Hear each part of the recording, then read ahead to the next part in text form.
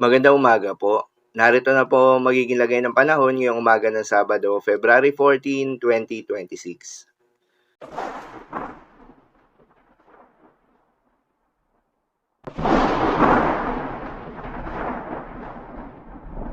Sa kasalukuyan na tayong sa pag-asa, shear line o yung banggaan ng malamig na northeast monsoon at mainit na easterlies ang patuloy pa rin ngayong nakakaapekto sa may eastern section ng central at southern Luzon.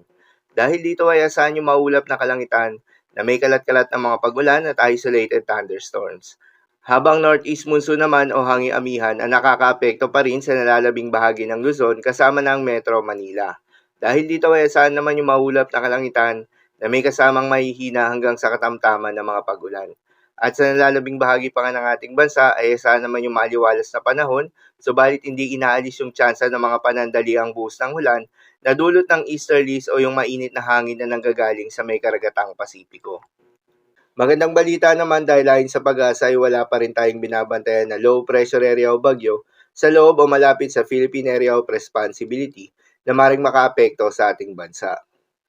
Para naman sa magiging lagay ng panahon ngayong araw ng Sabado, dahil nga sa epekto nitong shear line asahan sa Bicol Region, Isabela, Quirino, Aurora, Quezon, Rizal, Laguna, Oriental Mindoro at Marinduque, ang maulap na kalangitan na may kalat-kalat ng mga pagulan at isolated thunderstorms. Posible ang mga pagbaha o pagguho ng lupa.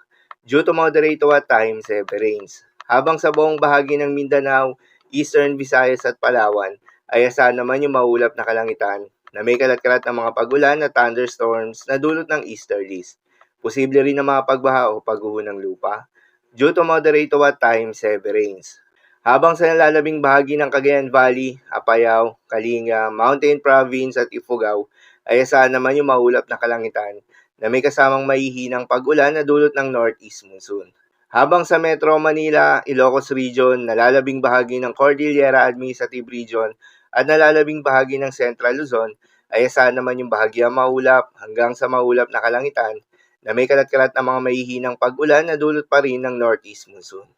At sa nalalabing bahagi pa nga ng ating bansa, ay asahan naman yung bahagyang maulap hanggang sa maulap na kalangitan na may kalat-kalat ng mga pagulan o thunderstorms na dulot ng easterlies.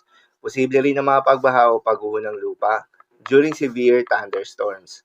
Madalas, nabobo ang mga thunderstorms na ito tuwing hapon o gabi na nagtatagal ng 1 hanggang 2 oras. Kaya naman ingat sa mga posibleng banta ng pagbaha at pagguho ng lupa, lalong-lalo na sa mga lugar na inuulan na noong mga nakaraang araw pa. Para naman sa magiging lagay ng mga dagat baybayin, ayon sa pag-asa ay wala pa rin tayong nakataas na gale warning sa anumang seaboards ng ating bansa. Subalit iba yung pag-iingat sa mga papalaot ng mga kababayan nating mangingisda at yung may mga maliliit na sasakyang pandagat sa mga seaboards ng Luzon dahil inaasahan yung katamtaman ng mga pag-alon. Habang banayad hanggang sa katamtaman ng mga pag-alon naman sa nalalabing seaboards ng ating bansa. So yun lang po para sa lagay ng panahon ngayong araw ng Sabado. Keep safe everyone.